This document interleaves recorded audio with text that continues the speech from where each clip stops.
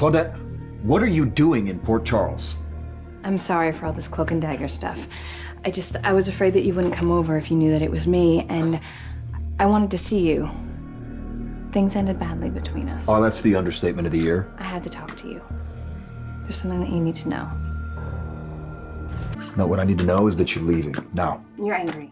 I can see that. But you have to know that I'm... What, that this whole thing was a mistake? Yeah, I got that part.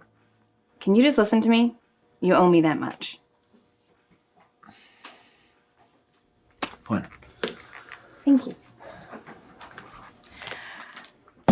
Okay, I've been unemployed for a little while, and New York, it's gotten competitive and ridiculously expensive. So I decided to expand my job search to a magazine that publishes here. And I just finished an interview with the editor-in-chief's right-hand woman, and she hired me on the spot. She was amazing. She was like the sister that I never had. And then she starts talking about her fiance, who's this detective, and she shows me a picture. I was blown away. I am gonna be working right here in Port Charles with the woman that you're gonna marry. I just thought I'd give you the heads up because, you know, our paths are gonna be crossing a lot from now on. So here's the thing, though. I don't buy that you had some random meeting with Maxie, okay? You planned this, whatever this is, I know you did, and it isn't gonna work, okay? Our paths are never gonna cross because you are leaving. Tonight, right now. No, Nathan. I don't think so.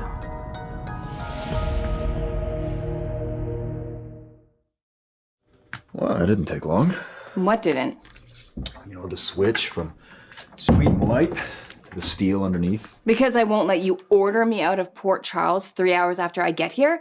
I told you that I need this job at Crimson. I haven't worked in a little while. My finances are shaky. Not that I expect you to understand that. You know well that I do. I've supported myself since I got out of the academy. Yeah, I know. We had to scrimp and save for that tiny little apartment. Yeah, the one you chose, when you swore was perfect. Well, because it was perfect for the budget that we had, okay? While your mom was living on the Upper East Side in a penthouse apartment with a beach house in the Hamptons. She was begging you to take money. Oh, I never took any of that money, and you know it. Exactly, Nathan. That's my point.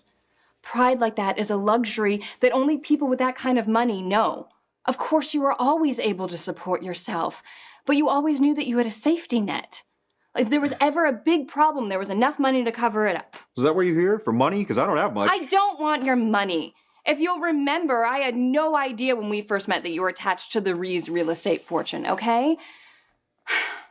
I just thought that you were another beat cop with pretty eyes and a sweet smile, who wanted to take me around New York to all the tourist attractions that I'd never seen.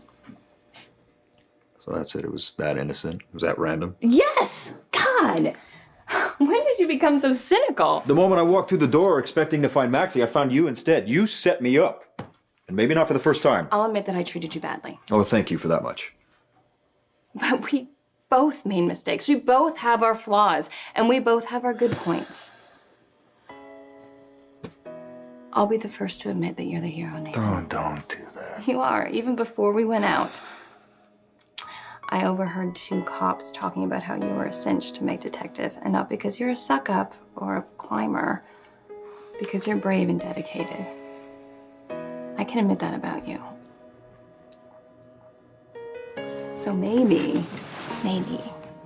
you can admit that I am a moderately talented graphic designer. I will admit that you are a very talented graphic designer. Who's occasionally fun to be around, and who has this unique talent for finding amazing antiques. You found one candlestick at a flea market one time. It was a beautiful candlestick. For a candlestick, yes, it was. Look at that.